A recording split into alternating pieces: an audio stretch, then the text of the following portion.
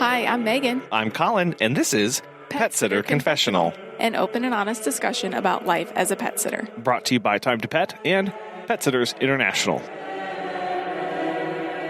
Not that anybody is counting, but there are 145 days until tax day here in the United States. So it's with that in mind that we are really excited to have Mike Jesowshek back on the show. He owns and operates JETRO Tax for small businesses. He was on the show previously back on episodes 22, 44, and 127. Mike shares with us something brand new for this and next year's tax filing that we need to be paying attention to. He also discusses if you hired this year or if you started accounting for sales tax, some things that you need to have on hand when you go to file. We also talk about the difference between putting something on the business account versus your personal account and when to make that decision, especially when it comes around purchasing a vehicle. We're really excited about this, and there's a lot covered here, so get out your pen and paper. Let's get started. Yeah, Colin, thanks for having me on. It's always a fun time being on the podcast. So to kick things off, what new things for tax season should we as small business owners be thinking about, or maybe you want more people to know about? Yeah, so, the big thing that one of the most important things here that is a change specifically for this year and next year, so 2021 and 2022, is this idea of meals expense. So traditionally, meal expenses are 50% deductible. So you go to lunch with a client, you pay for that lunch, you get a 50% deduction on it. Pay $100, your tax deduction is going to be $50. But due to COVID, for 2021 and 2022, the IRS has increased that amount for any dinners that you do at restaurants or meals that you do at restaurants to be 100% deduction. So now you go out to the lunch with that client, it's 100% deduction for 2021 and 2022. May likely or will likely revert back to that 50% after next year. But that is one thing that I think some people don't realize or understand is that's available this year. So that's one major change that we're going to want to be thinking about this year and going into next year. And another thing on that topic is to go back and think about some of those lunches, some of those meals that you might have done already this year, making sure you're keeping record of them and making sure that you are taking a 50 or 100% deduction on it. So I always kind of tell you, and we'll talk about this a little bit later, but this idea of go back through your expenses, maybe some expenses that you did on your personal account, and see if, hey, maybe there was some things that were business related in there that I can make that business expense, and meals might be a great option now with that being 100% deductible. Meals is always something, I think it's a big topic of what's covered and what's not. And I do want to ask, well, you're talking specifically about meals when you are doing some business planning, meeting with a business partner, taking a client out to lunch. If I am, as the business owner, going between visits or going from job to job, can I put those kind of expenses on a business account, or should those really go more on personal? Traditionally, if it's just you individually, traditionally those are going to go on your personal side.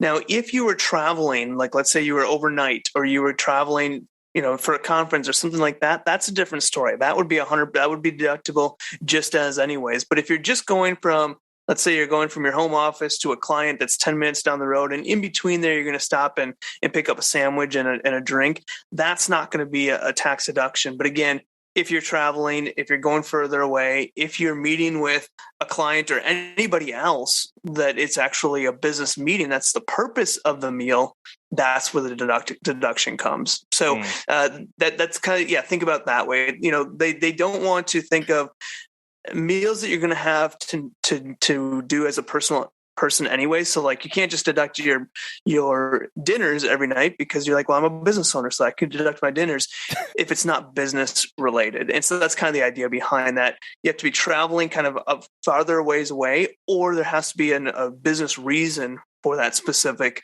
meeting or meal that you're having. Is there a set place to go and look for what constitutes traveling and further away? Is it X number of miles from your home domicile, or is it just if you were registered for a conference, then things get deducted for that? Yeah, there is an actual specific kind of distance away from your home that you have to be where that's considered a travel or an overnight travel. I don't know the number offhand, but if you just search into Google like IRS traveling, what's considered a traveling meal or where are meals deductible for traveling, you'll be able to find it there. And then I also have an article that we did on it on our small business tax savings podcast. So I'll share a link for you too that you can share that in the show notes. Yeah, I think that's really good because many times as business owners, especially as pet sitters, we're traveling, we're constantly busy, and there's always that itch to do lunch on the business. But as you're saying, that's not really applicable as a qualifying deduction for business. So make sure that goes on the personal side.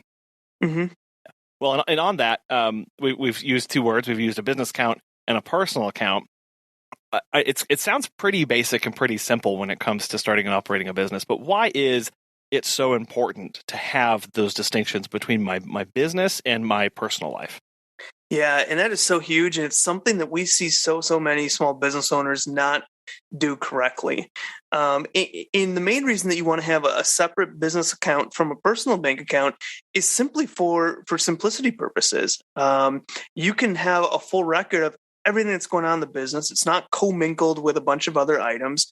And so oftentimes we say, you're going to miss deductions if you don't have those separated, because you might have went out to lunch with a client. But now when you're kind of recording your bookkeeping and doing those things, you're like, what was that lunch? Was that for personal or business? And sometimes you might be missing out on a deduction because you categorize it under the wrong way. On the flip side, you might be taking more deductions than you actually legally can because you might have that deduction or that meal that you went out with individually or alone, or you went out with a bunch of buddies and there was nothing business related to that you might accidentally take because you didn't have that separation. So the reason that we always want to have a business account separate from our personal account is, one, it makes it easy to record everything that's going on in the business because we know everything in the business is going through that business account. Now, you might have some things that accidentally get put on the personal account. Then you can do a reimbursement to reimburse yourself for those items. Or if you have items that are business and personally mixed, you can do a reimbursement to reimburse yourself for the business piece. But it creates that simplicity where you'd have all the income and all the expenses related to the business. It makes bookkeeping so much easier because you know every single transaction that account can be coded to something. It also helps in the event of an IRS audit because you have that clear separation. If you send the IRS a bank statement and it has 1,000 transactions, of which 200 you said were business related, they might start to scrutinize your business transactions a little bit more deeper because they see it commingled and mixed in with a bunch of things. So they might ask for receipts and more proof that maybe if you had a business account that they might not ask for because they can see that clear distinction between the two. And just for cleanliness purpose. And I always tell people, most people get started in business, a lot of people are like, I really don't know where this is going to go. We're starting out really small. So they get started in business, not really sure kind of where it's going to take off, what's going to happen. And so for that reason, they just keep everything in their personal account. Well, then that business grows and they still have everything in their personal account, and then they grow even more and they still have everything in their personal account. And all of a sudden they have a nice operating business here, but their bookkeeping and of course, when it comes to tax time, is a disaster. And so I always say, regardless of kind of where you think this business is going to do, how it's going to take off, just go open up a business bank account, get a debit card associated with it, and run your activity through there. Worst case scenario, things don't work out. You shut the business account down and you're fine. Best case scenario, things grow, everything works out great. Well, now you kind of have at least that good foundation, that good start to having kind of those clean set of books there. I'll also add for me, one of the reasons why I love having the differences, not just meeting the regulations and making tax kind of easier. When I go back to reflect on like expenses from the previous year and do more tracking over time to see what my expenses are per month, it makes it a lot easier to start pulling out some of this data and start crunching it than if I'm having to go, oh, well, those were leashes, but that was a grocery store run, and that was the kids' tuition, and that was this, and that was that. Just to be able to have one set, throw an Excel file and start seeing how much have my expenses changed? What have I actually spent? What's the revenue? And you can really see and pull out. It makes it a lot more powerful and easier to work with than if you're having to parse through all of your personal stuff too. Yeah, I completely agree. And, some people might say, well, I don't want to pay an extra fee to my bank for this business bank account. There's actually a new digital bank that's super cool that we've kind of been working and gearing clients towards that have free accounts. It's a completely online digital bank.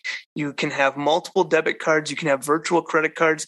You literally can open up a business bank account in 5 minutes online by providing some documentation in your business, and you can be set with a business bank account online. So I encourage people to think about, that it is a lot easier than you might think. You don't need to necessarily have all these documentations, pay a monthly fee or anything like that. There are free options out there. The company I'm referring to that we work a lot with is called RelayFi. So Relay Financial, relayfi.com.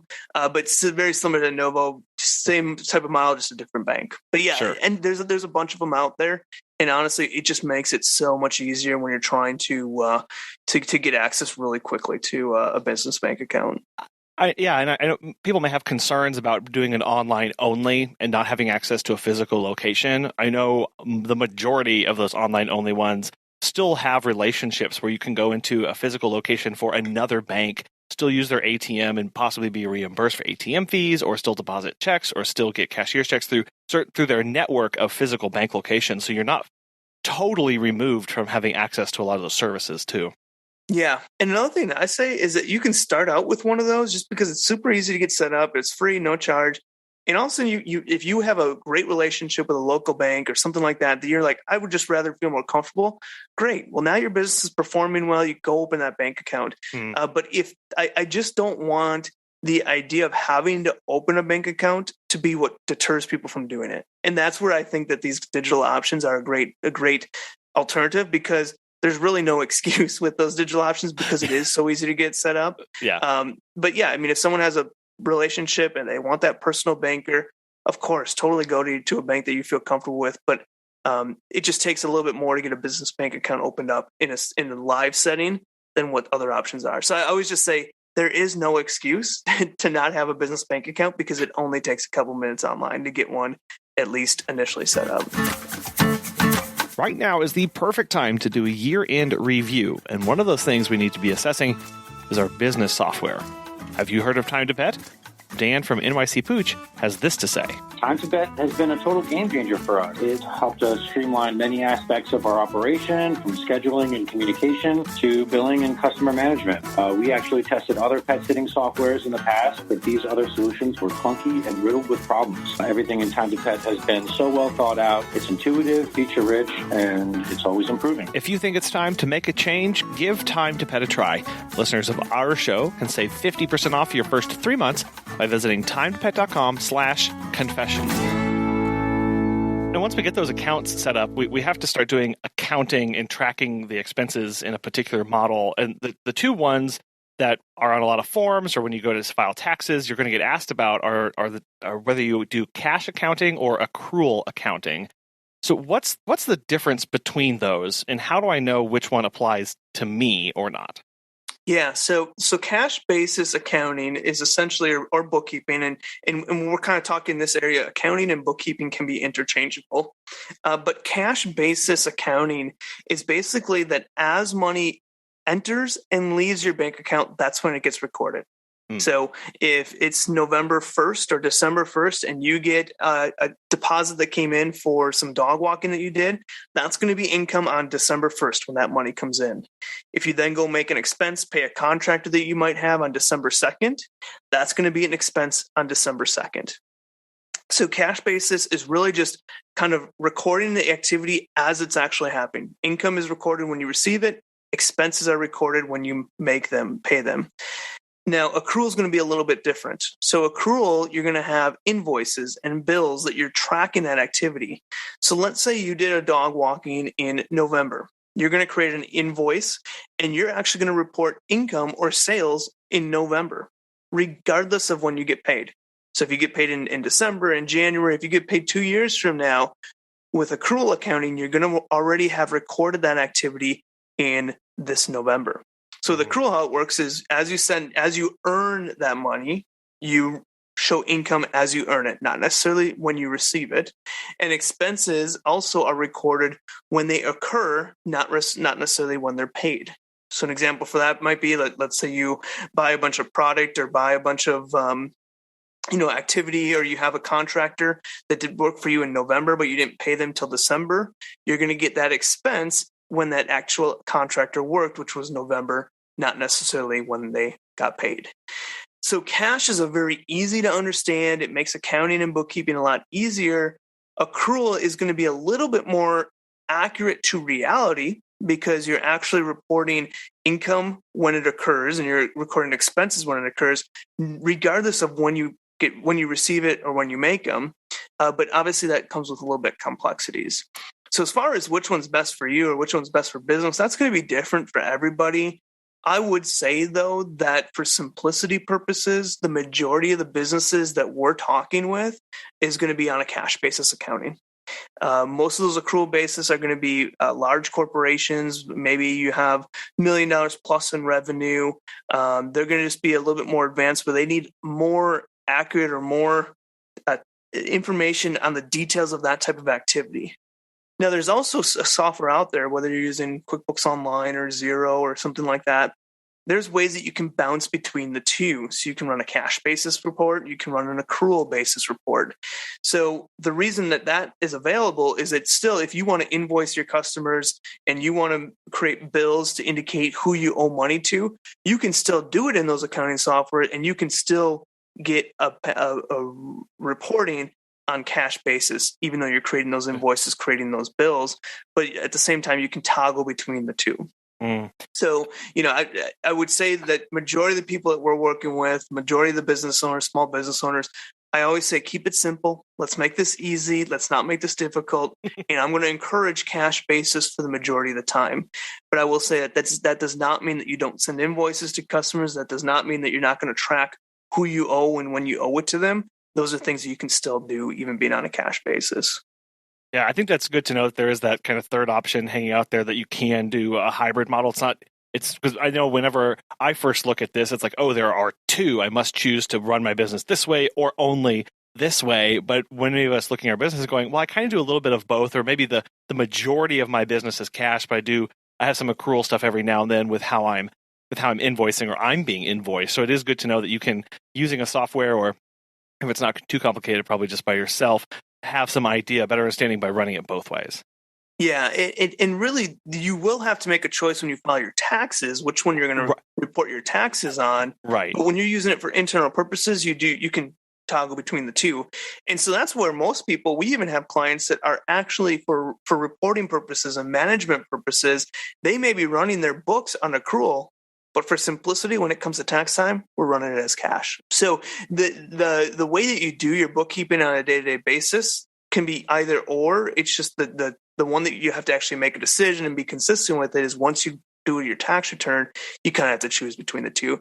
And again, for tax purposes, more often than not, we're encouraging someone to do, or our clients to do cash basis accounting for their taxes because it is simpler. Now, sometimes there's going to be scenarios where accrual might make sense, but majority of small businesses, cash is totally fine. This last year saw a lot of changes in the industry and in the economy writ large.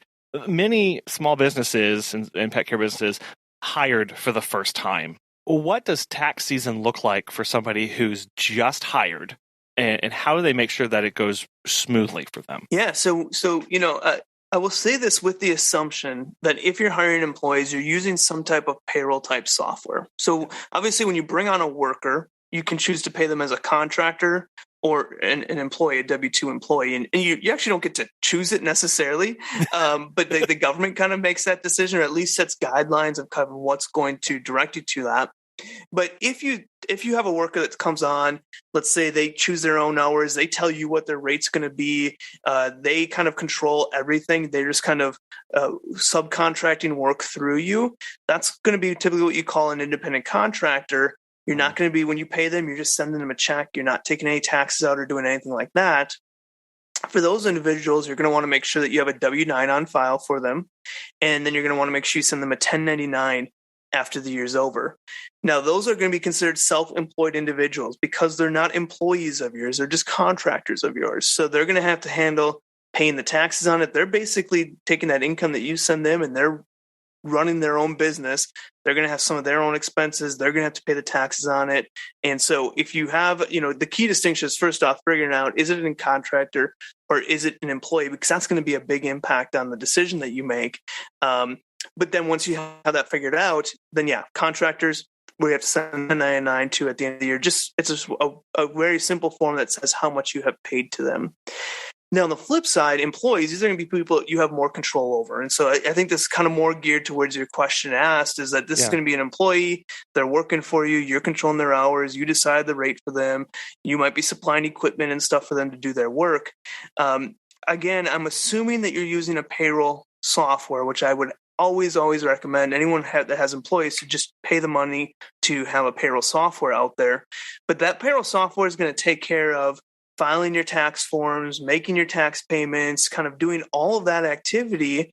Usually they're going to file your W-2s, which is what your employee is going to report that income on, and on their return, they're going to pretty much handle all of that for you. So not a ton changes from your standpoint when it comes to having a year where you hire your employees, outside of just making sure that you have that recorded correctly within your bookkeeping.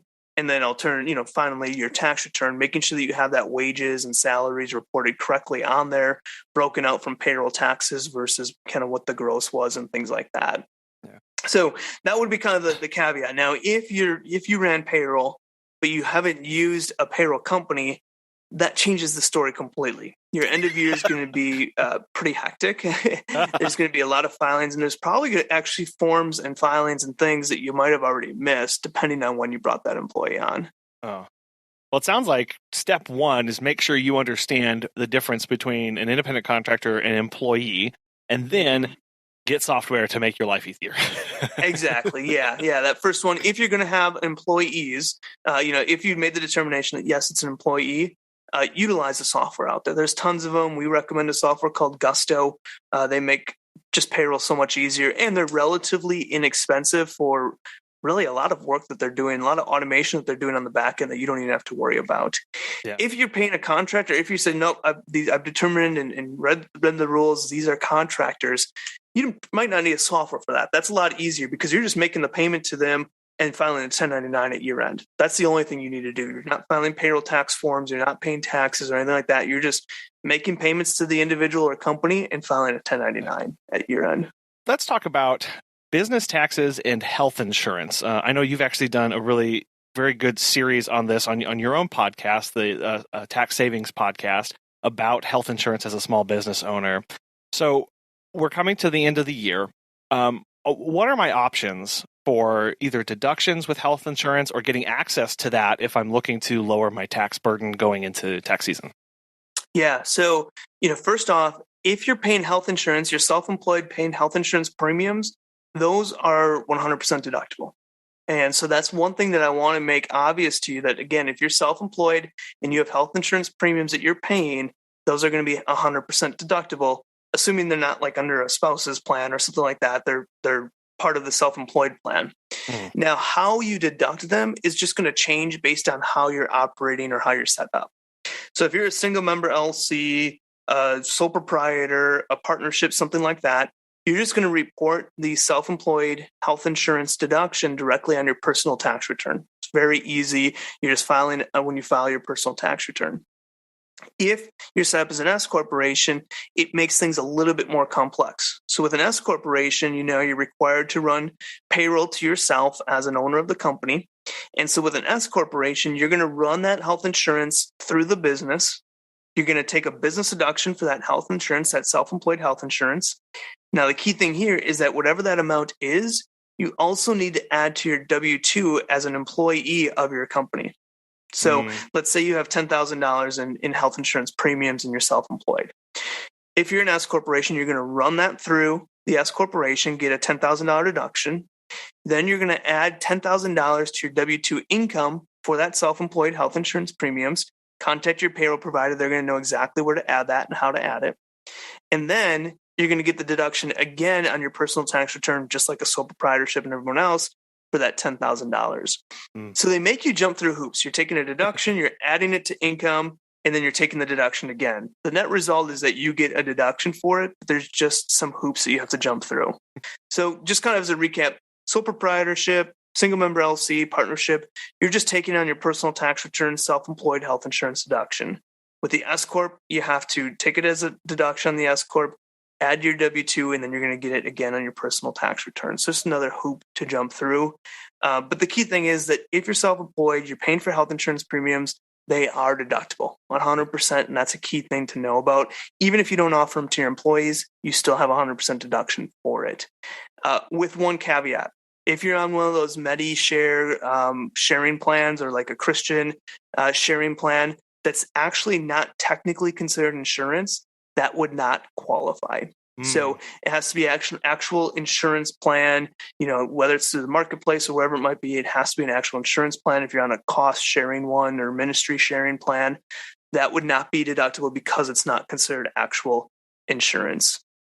Now, with that being said, a lot of those plans are so much more reasonable in many cases that, you paying less premiums is better than paying more in premiums and getting a tax deduction for it. So, I'm not saying you should be switching your insurance at all. I'm just saying that that's one key to consider when they are not deductible is in that type of scenario. Yeah, I know those have increased in popularity, and it's good to know, again, that we are deducting those when they are eligible for deduction on our personal, and we can't use the business until we get to the S Corp classification. Yep, exactly. And you can actually deduct them on your business tax return for even if you're a single member or on your books. You can run them through your business bank account. That's fine. Whether you run through your business bank account or your personal bank account, it doesn't matter. It's going to get reported the same exact way on your personal tax return. The difference is that if you are an S corporation, you need to run those through the S corporation business return. Sure. Yeah. And it's one of those things of it's a necessary expense, and there are things that we can do with it to lessen our tax burden. Yeah, exactly. That's kind of the idea behind it. All kind of tax planning is we're going to have this spending anyways. How can we at least get a tax deduction for that type of spending? Yeah. Well, it's speaking of that, we're coming in. It's November right now. We're moving into December pretty quickly here.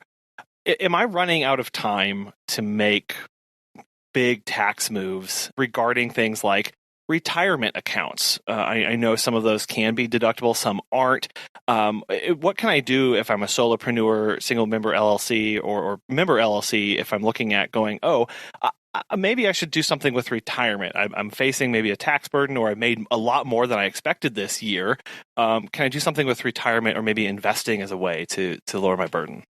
Yeah, absolutely. And so when we're talking about retirement, we always we bring up two different scenarios. Those business owners that have no employees, or no employees outside of maybe the spouse and family members, but traditionally no employees outside the business owners, and then those that have employees. And so if you have no employees, there's kind of two main retirement plans that we're going to gear towards. We're going to look at the SEP IRA, and more often than not, we're going to favor the solo 401k. And the reason behind these options is that you're able to put a portion of your earnings away into retirement and get a deduction for them, assuming you have it in a traditional non-Roth type plan. If you have employees, then we're going to be looking at a simple IRA, safe harbor 401k, or something like that.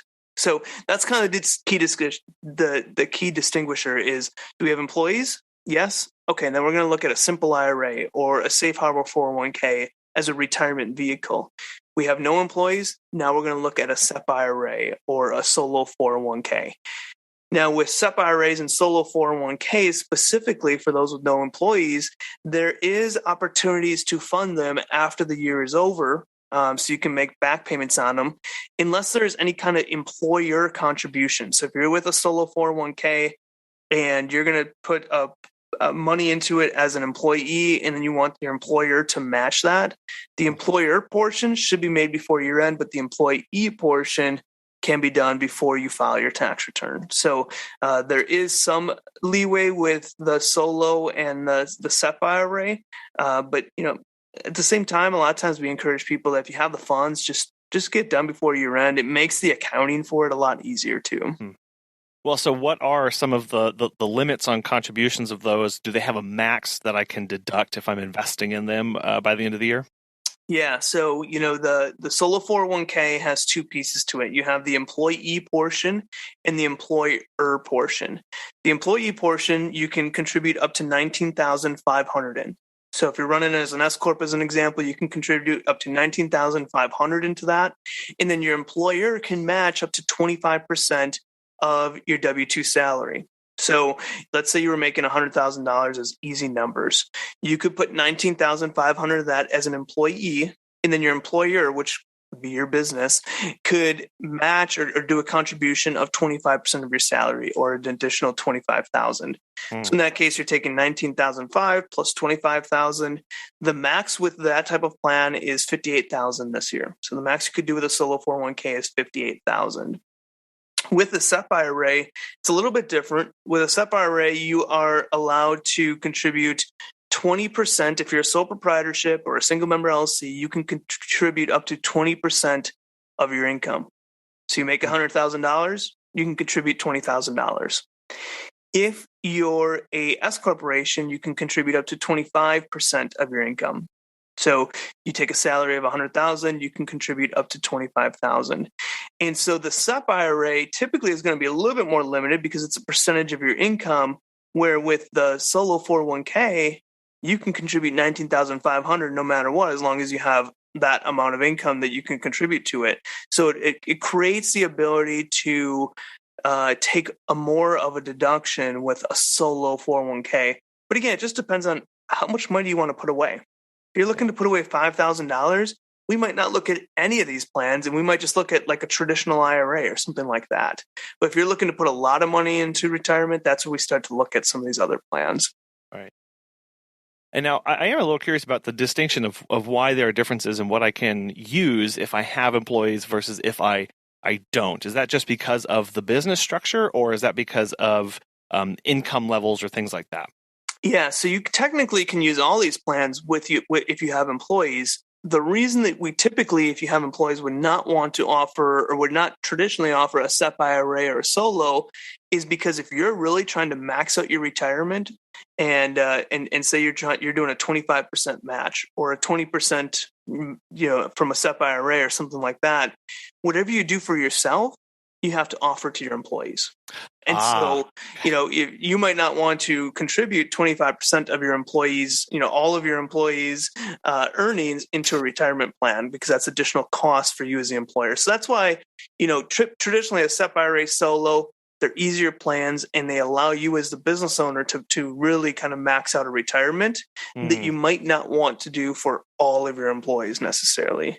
The simple IRA and the safe harbor 401k is when we traditionally use when we have employees, because they limit that required employer contribution of it. Yeah, that makes sense. Is just looking at overall expenditures and what you are able to do as a business. Yep, that makes sense. Something else that changed last year was a lot of pet sitters had to become acquainted with sales tax. Usually services aren't taxed with a sales tax, but a lot of pet sitters started offering things like gift boxes or selling shirts as an online store, or making bandanas and selling physical goods that were now subject to this. So this may be the first year they've ever had to file taxes with that's added sales tax on top of it. So how do they get ready for that? What do they need to have on hand or be prepared for? Yeah, sales tax is going to be tricky because every locality, every state, and then deeper down, every locality is going to be trading sales tax, have different laws and everything on that front. So when it comes to sales tax, obviously that's going to be separate, or separate activity from your normal income tax return. So if you're filing your normal business tax return, you don't pay sales tax on that business tax return. The sales tax piece is its own return that you might have been doing quarterly or monthly or something like that already. So when it comes to sales tax, being that every state's different and every locality is different, traditionally it's something that we don't do a ton of. We don't touch a ton of, but we work with a partner. Their name is Peisner Johnson out of Texas.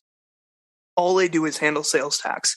And so traditionally we're going to recommend people to them because they can get a free initial consultation and say, hey, here's my scenario. what do I need to know about sales tax? And they can kind of be that guide to say, okay, here's where you need to do filing. Here's where you don't need to do filing. They might even say, here's where you have some liability, but you might only have $1 or $2 in sales tax. So, it doesn't make sense cost-wise to even do that filing. And they're going to kind of give you the details of that type of activity. Yeah, that was my understanding as well of just this hyper locality of what's required, how it's going to look for you. So it really is one of those situations of, if you're even a little bit unsure, reach out to somebody and be guided through that process, at least for those couple times that you're going to be filing. Yeah, and I would also say that state agencies are super helpful in this area too. Okay. So many people are afraid to contact the state or contact the IRS because they feel like they're already getting it, like they're being marked as a check mark in the state's box. But these agencies they're humans just like us, and they really honestly just want to help people out and make sure they don't get into trouble so that they don't have to be going after people. So if you have something too like that, feel free to reach out to your state, email them, call them. They'll be able to say, yep, you have a sales tax liability. Here's what it is. But yeah, it's just important to, and I know a lot of these, if you're using an online portal to sell these types of items, a lot of these CRMs will have a sales tax functionality built in where they have a integration with a company like TaxJar who calculates and pays all your sales tax on you. So feel free to reach out to your CRM if you're using one of those, or your website builder that you might be selling this activity on, because they might be able to give you some insights as well into kind of what your sales tax looks like. One of the previous times that we had you on, we spent a lot of time talking about the PPL and EIDL programs and our filing responsibilities. What's kind of the status of those as a business, and what are some scenarios people may find themselves in preparing for this tax season? Yeah, I was really hoping I never had to hear PPP or EIDL again, but I guess it's coming back. I'm so sorry. I'm sorry. We can skip this one. We go do them all again. I'm just kidding. These two have just been a nightmare for accountants the past 2 years because they're new type of government funding options that haven't been around before, and the rules are constantly changing. So it's just been a quite I'll say fun couple of years here, but. Two things. We'll talk about them separately. The PPP is a loan that was forgivable if you qualified, and so you'd be working directly with a bank that you were working with to determine if your loan got forgiven. You're going to work with that bank specifically on the forgiveness of that loan. The key thing here is that if you have a loan forgiven, that's going to be added as taxable income to your business, but you still get the deduction on whatever they forgave initially. So typically this was used for payroll or rent and things like that. So you would still get that initial tax deduction, but then when they forgive it, that's going to be the piece that we want to make sure that whenever you're reaching out to your accountant, that you're separating that for them. The EIDL is a little bit different. The EIDL had two pieces to it. They had a grant. That's going to be initial amount that they sent over to you. That was just kind of a flat amount, and that was just a grant, not necessarily a loan. And then they have the loan portion, which a lot of small businesses owners were taking out as well. So if you have the loan portion, that's just going to be treated as usual. You're going to have a loan that you're paying off. You have you have interest payments that they probably have collected on. That's going to be directly with the SBA. So you're going to be making those loan payments directly to the SBA, taking that interest expense and any interest portion of those loan payments. You're going to want to make sure you have kind of that distinguished idea of how much of this loan was for interest, how much of the loan payments I made was for principal. The principal piece, obviously not deductible, just as when you received that loan, it wasn't income to you, but the interest portion would be deductible on that. And that's something that, again, people, it's one of those things of they know, you know if you're in those situations, you know if you took those extensions, you know if you've applied for these things, and now the problem is probably digging out a lot of this paperwork and blowing off the dust of those original emails and making sure you know exactly where you stand. Yeah, exactly. In most of the PPP, so there's 2 rounds of PPP round 1 and then round 2. You probably have at least for the first round, filed for forgiveness. And I can't remember if the second round you might have filed for forgiveness already. But if those are outstanding, you haven't filed for forgiveness, I would definitely reach out to the bank that you got it through. Just get that done, assuming that it is allowed to be forgiven. Just get that done so you can kind of get that off your back and not have to worry about it.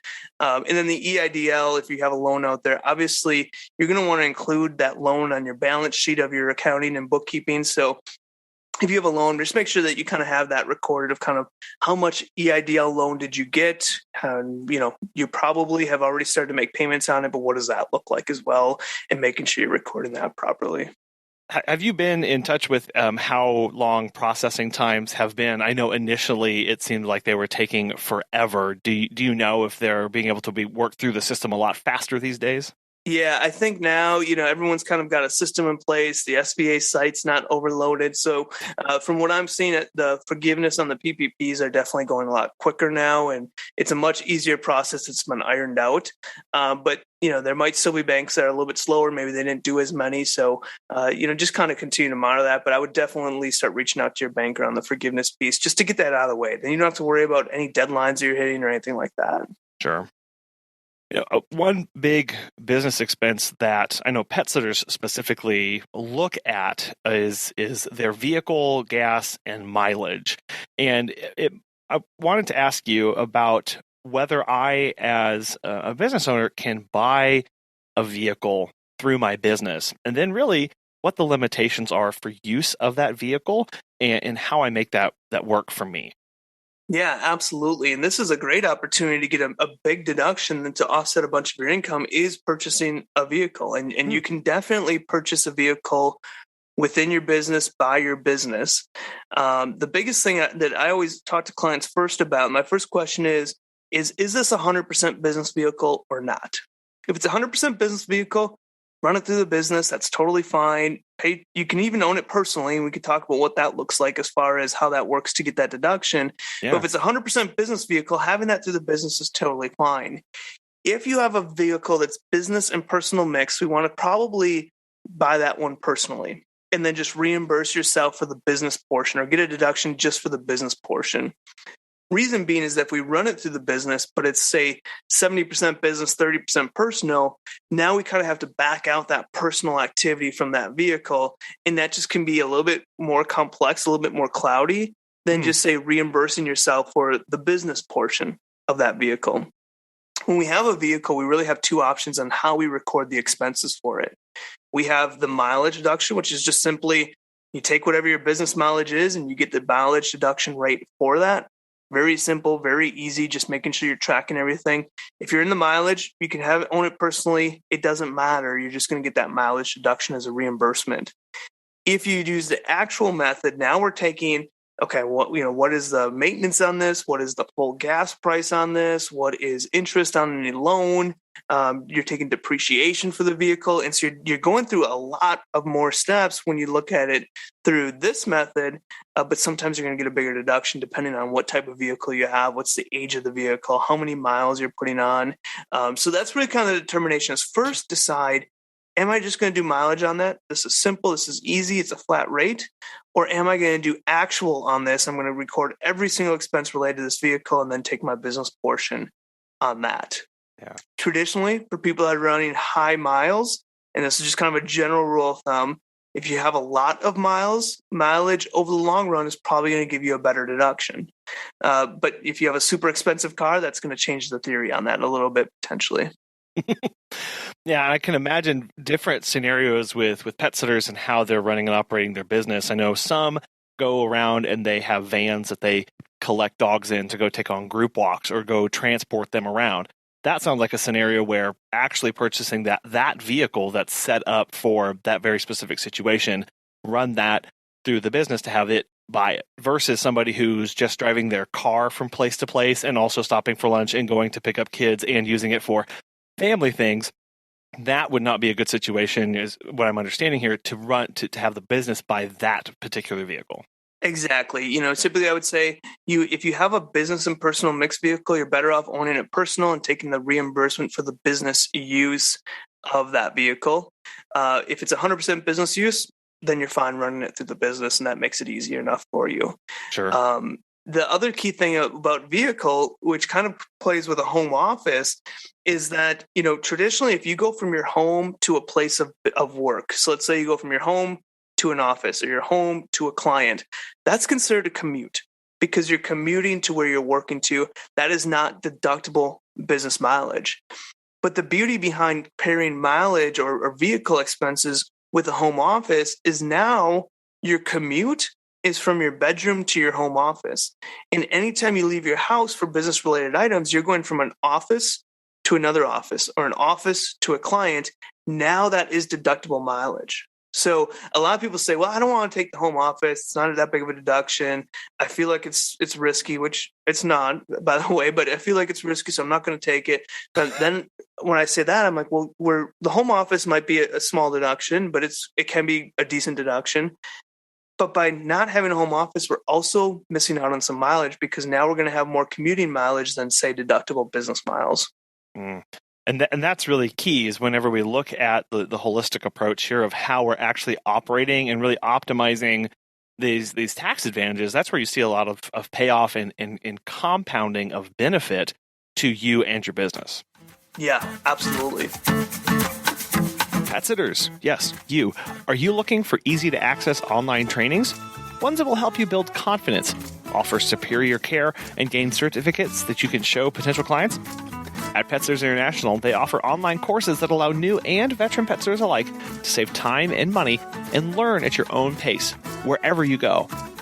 As the economy picks up, more and more pet sitters and dog walkers are reopening their businesses, and more pet lovers are considering entering the industry. The pet sitters who separate themselves from the pack will be the ones who can demonstrate superior knowledge and credentials. Whether you're looking for training on how to get your pet sitting business off the ground, or you want comprehensive online first aid training, PSI has got you covered. When you sign up for a PSI course, you can access it immediately, and once you finish the course, you'll be able to download a certificate of completion that you can proudly display in your office or when meeting a new client. Invest in ongoing education today. Visit petsit.com/PSC.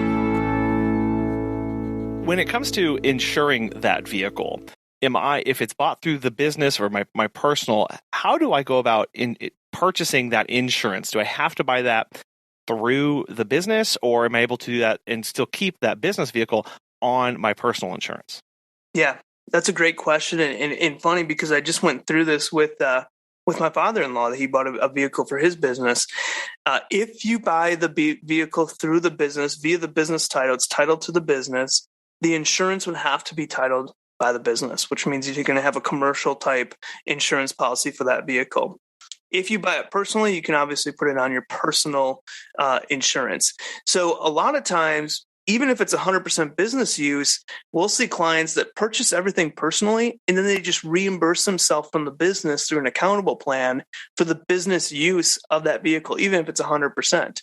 Other clients are saying, that insurance, if I have to pay a little bit more in insurance, that's still a business deduction. The additional amount you pay insurance is a business deduction. So if I have to pay a little bit more insurance just to kind of do it, make my life simple, I'm going to do that. And obviously I get a deduction for that too. So I would always recommend before you purchase that vehicle, maybe run some quotes on the business versus personal to see if you can just kind of decide, oh yeah, this makes sense. Or if it's vastly different, then you might want to kind of revisit that and be like, okay, maybe I should do this personally because it is different.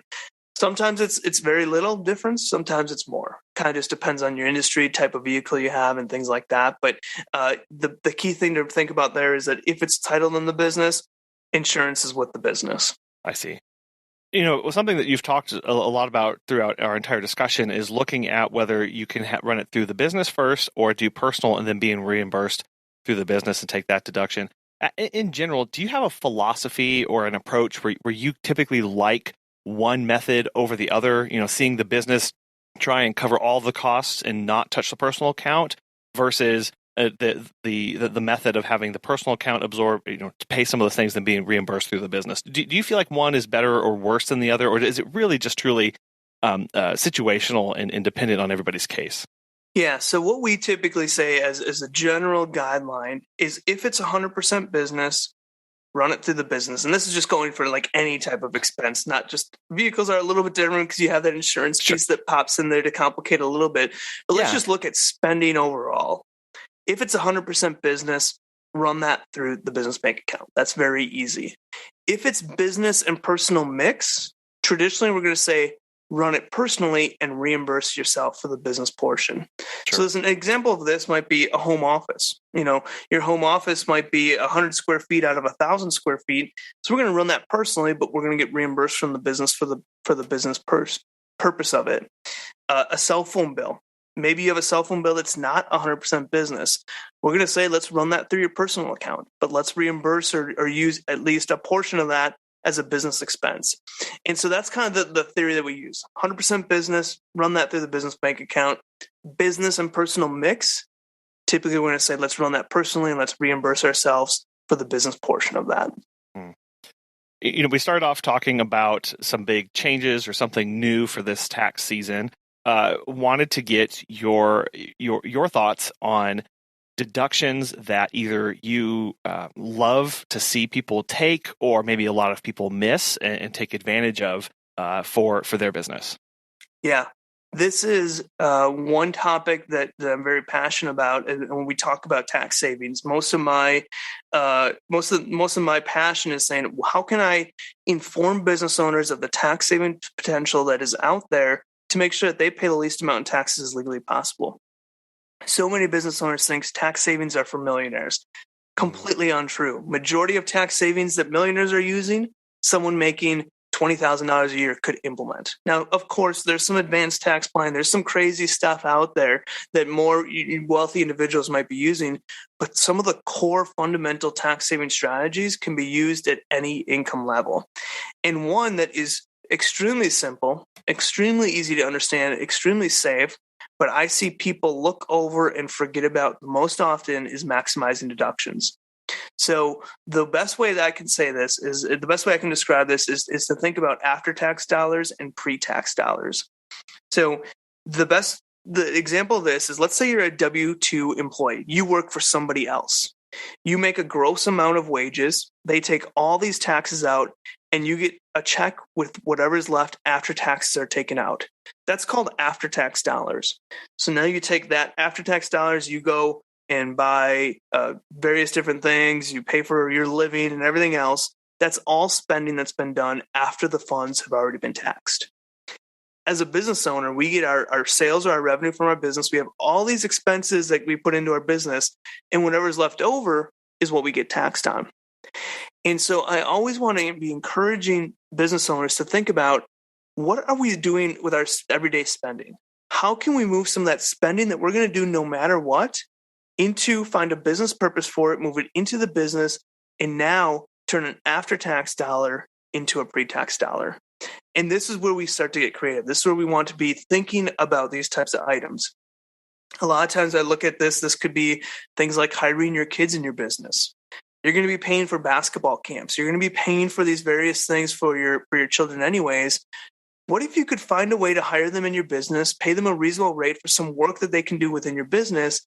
Now you're going to get a business deduction for that basketball camp. Now, not necessarily that basketball camp, but you're going to get a business deduction because you're hiring your kids in your business, and then your kids can go pay for the basketball camp if that's what you choose to have them do. But it's just this idea of, how can I take this after-tax spending, this money that I'm going to spend anyways, and moving it into pre-tax spending where I can get a business deduction for this. A good example of that I always use in this scenario is to think about and help understand how this works is, let's say you're a W-2 employee and COVID hit and you were working in an office. Now you're working from home. In order to work from home, you had to go out and buy a desk. You're going to have some home office space. You're going to have internet that you're using from your home. You're going to have all these added expenses that you're going to have to pay out. Now you get no deduction for that because you're a W-2 employee. As a business owner, it's the opposite of that. We're working from an office. Now we're working from home. We go out and buy a desk. That's a business deduction. We're using some of the internet. Well, a portion of that internet is going to be a business deduction. We have the ability to take some of that spending that we're going to do anyways and move it into a business expense. So the best thing I can do before year end is to have people think about this, go through some of the spending that you've done on the personal side and say, can I find a business purpose for this? Is there some business activity that this was related to? And how do I get a business deduction for this? Maybe we went out to eat with a friend, and that friend, we talked about business. That friend maybe is a client of ours. That friend maybe is an employee of ours. Well, how can we talk about business and make that a business meeting and get a business deduction for that meal that we might have done anyways, but now we're kind of intertwining our business into this. So that's one area when I'm looking at small business owners, this is one of the most missed areas because it's almost too simple. But every little deduction starts to add up. And I just want to encourage people that you're a business owner. There's the tax law was written the way it was. It's your opportunity to utilize that to your advantage and to take a deduction for what is rightfully yours. And I think, again, what's so powerful about that is that these are expenses that you are doing anyway. And to know that, okay, I might not get the full deduction, like, for a cell phone bill or for my internet, but at least it's a partial deduction. At least it's something that I'm adding. And again, when we look at our life and as small business owners, we have these expenses, and especially when it's mixed use, you are still able to get that deduction for business. And by missing that, it's like, oh, well, it might only be $50 or whatever. But that adds up when you think about each of these little purchases or things that we make throughout the entire year. That's exactly right. And that's a key distinction that you mentioned there is that when we talk about maximizing deductions, we're not saying go out and buy a bunch of stuff that you don't need just to get a tax deduction. Yeah. I would never advise someone to do that because you're spending money on stuff you don't need. So sure, you get a tax deduction, but you lost all that money and now you have a product or something that you don't actually need. So that would never be an advice that I would give. But the idea behind this is let's look at that spending that we're going to do anyways. How can we find that business purpose for it? And at least get, if it's not 100%, get a portion business use deduction. Again, lowering our tax liability. That's why, anybody that I talk to, they say, hey, I'm a W-2 employee. How do I save taxes? Start a business. Find a way to start a business. When we're talking about start a business, this doesn't have to be $1 million business. You can have a $10,000 a year business, a $20,000 a year business, but think about the door that opens up by having that business. Now we have some of your home office, part of your cell phone bill, part of your internet, some furniture that you might have in your home office. Now we're creating all those business deductions so that $10,000, that $20,000 of income that you have from your business is actually going to be a lot less because we're taking deductions on stuff that we normally couldn't have done without being a business owner. Right. So always take advantage of being a business owner. Take advantage of the way the law is written and the opportunities that you have available to you. But again, with caution. Don't get greedy. Don't try to deduct 100% of your home because you say, I work from every area of my home. That's stuff that's not going to be allowed. So It's taking this type of thing, being creative, being aggressive with it, but also not crossing that line. Well, and that's absolutely great advice, Mike. It has been yet again a wonderful pleasure to talk with you about taxes, a topic that, again, a lot of people's eyes kind of roll in the back of their head. But when we start digging into these little things and looking at how we're maximizing it, we really do see that power and that advantage. I know everybody's situation is unique, and there's so much more and complexity that goes into this. So how can people get in touch with you, follow your podcast, and where can they connect with you on social media? Yes, you can go to Small Business Tax Savings Podcast. That's our podcast on any podcasting platform that you utilize. You can also find us directly on our website at taxsavingspodcast.com. If you type in Tax Savings Podcast, Small Business Tax Savings Podcast on any social media, you'll be able to find us there as well. We also have a new tax minimization program where we kind of deep dive into all these different tax strategies. We call it kind of an accountant in your back pocket, where you have unlimited access to our team to ask kind of those general accounting or tax questions. You can find that directly on our Tax Savings Podcast website, which is taxsavingspodcast.com. So you can find us all there. Obviously, we do weekly episodes on our podcast where we're talking about specific tax strategies, and it's just a great area to, even if you're just getting started, go back to some of our previous episodes, find a topic that makes sense for you, and just dive into it, because there's a lot of good golden nuggets there that can help you make sure that you're saving taxes even yet this year. There's still time available to take advantage of these things. Absolutely. And I'll pitch it. You can join your Facebook group as well. It's not pet sitting specific, but there's so many great things in there that people throw out ideas, and it really just gets you thinking about how to use your business the most effectively and get advantage of that come tax time. Yeah, that's a great idea, Colin. You can find that on our website, or if you just go into Facebook and type in Small Business Tax Secrets, it'll pop up as a Facebook group that you can join as well. Perfect. And I will have links to all that in your past episodes with us and directly to your podcast as well. Mike, as always, thank you so much for coming on the show today. Yeah, Colin, thanks for having me. And hopefully everyone can start paying less in taxes now. As we close out 2021, right now is more important than ever to make sure that your business is actually working for you. It does that by allowing you to feel fulfilled and to be investing in something and living out your passion through the work that you do every day. It secondly does that by earning you money in return for working that passion. And thirdly, it needs to be saving you money on things that you're spending, whether that's for your personal or for your business. So, as Mike suggested, take a moment, take a couple days to parse through everything that you've spent money on this year, both in your personal and in your business, and really do a line item assessment of where that money should have come from. If it was personal, but it could be used for business, consider using it as a deduction and getting some money back for that. Or maybe fast forward to next year and make sure that those expenses are directly coming out of the business if it's being used for that. Simple steps like that save you money, save you a tax burden, and make sure that you are working efficiently and effectively in your business. That's something we all want. We all want something to be simple and not a total monstrosity of complexity. There are a ton of links in this week's show notes from everything that Mike and I discussed, including some bonus blogs that he has included for us. So check out the links in your app that you're listening on, or go to petsitterconfessional.com/episodes/234 and get more extended notes there as well. We want to thank our sponsors, Time to Pet and Petsitters International, for sponsoring today's show and making it possible for us to bring these kind of interviews to you. And we really want to thank you for listening, for contributing, for giving your support and feedback, and everything that you do. We hope you have a wonderful rest of your week and a very happy Thanksgiving from Megan and I. We'll talk to you soon.